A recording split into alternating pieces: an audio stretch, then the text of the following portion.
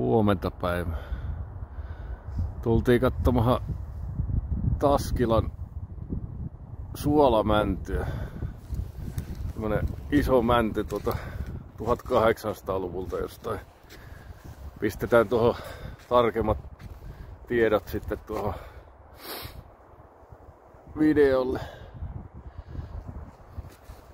On melko jytky puu. Ympärysmitta on noin 4 metriä.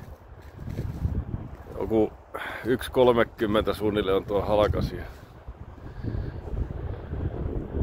On vähän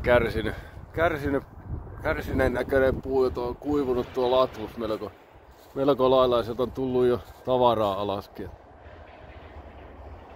Täällä oli tosiaan pitkä historia tällä puulla. Siinä on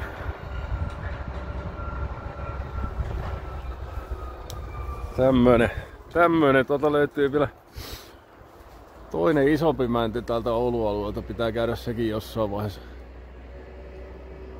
katsomassa.